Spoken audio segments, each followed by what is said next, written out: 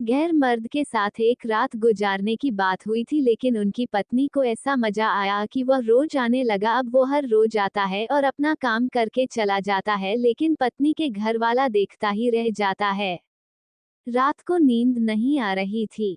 बेचैनी में करवटें बदलते हुए जब थक गई तो उठकर लैपटॉप खोल लिया। मैसेज रिक्वेस्ट्स पर नजर पड़ी। जिज्ञासावश क्लिक किया। वहां लिखा था, तारांकन, अगर मैं गलत नहीं हूं तो आप सीमा गुप्ता हैं। आपकी प्रोफाइल फोटो देखकर लग रहा है वही सीमा जो 40 साल पहले शिमला में रहती थी। आपकी बहन का नाम सुमन था और भाई का नाम करण। मैं रजत मेहता हूँ, आपके पिताजी के मित्र का बेटा। एक बार अपने माता पिता के साथ आपके घर आया था और हम साथ शिमला घूमने गए थे।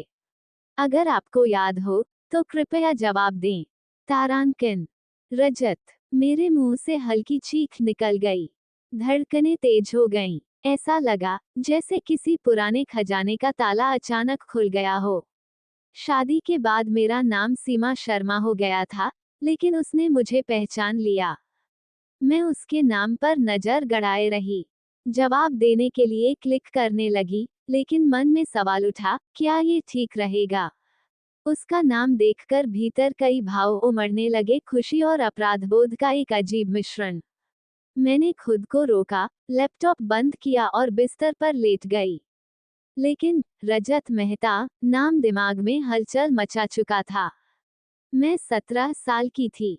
पिताजी के दोस्त अपने बेटे रजत का एडमिशन कराने शिमला आए थे। कुछ दिनों तक वह हमारे घर रुका। रजत शांत और संयमित स्वभाव का था।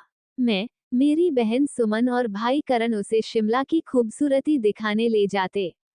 उसकी आंखों की गहराई ने कब मेरे दिल को छू लिया, पता ही नहीं चला। और मेरे खामोश इशारे शायद उसके दिल की आवाज सुन चुके थे। हमारे बीच एक मूक प्रेम पनप चुका था, लेकिन वो दौर ऐसा था जब भावनाओं का इजहार खुलकर करना संभव नहीं था। रजत के संदेश ने मुझे अतीत में झांकने पर मजबूर कर दिया। 4 दिनों तक खुद को रोकने की कोशिश की, लेकिन 5वें दिन जवाब दिया। तारांकन, हाँ, तुमने सही पहचाना। मैं वही सीमा हूँ। इतने सालों बाद मेरी याद कैसे आई? तारांकन। उसने तुरंत लिखा। तारांकन, याद उसकी आती है जिसे कभी भुलाया गया हो। तुम्हें तो कभी भूला ही नहीं पाया। तारांकन। उसके शब्दों ने दिल को झकझोर दिया। मैंने पूछा, तारांकन, फिर मेरे पत्रों का जवाब क्यों नहीं दिया? तारांकन। उसने लिखा, तारांकन, पिताजी के देहांत के बाद घर की सारी जिम्मेदारी मेरे ऊपर आ गई। माँ और बहनें मुझ पर निर्भर थीं। पढ़ाई छोड़कर नौकरी करनी पड़ी। उस वक्त तुम्हारे पत्रों का जवाब देना मुमकिन नहीं था, लेकिन तुम हमेशा मेरे दिल में थीं। तारांकन। हमारी बातचीत का सिलसिला शुरू हो गया। उसने बताया कि उसकी 2 बेटियां हैं और पत्नी बहुत सहयोगी है।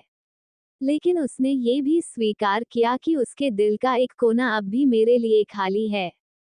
कुछ दिनों बाद उसने बताया कि वो किसी शादी में शिमला आ रहा है और मुझसे मिलना चाहता है।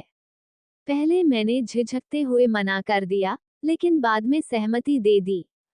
रजत अपनी पत्नी के साथ मेरे घर आया। मेरे पति भी मौजूद थे। बातचीत औपचारिक रही, लेकिन हमारी आंखों ने हमारी अधूरी कहानी कह दी। उसकी उपस्थिति में वह पुराना एहसास फिर से जाग उठा। रजत चला गया, लेकिन अपने साथ मेरी छिपी हुई यादों की परतों को फिर से खोल गया। गुलजार साहब की पंक्तियां इस एहसास को खूबसूरती से बयां करती हैं। तारांकन, सिर्फ एहसास है ये, रूह से महसूस करो। प्यार को प्यार ही रहने दो, कोई नाम न दो।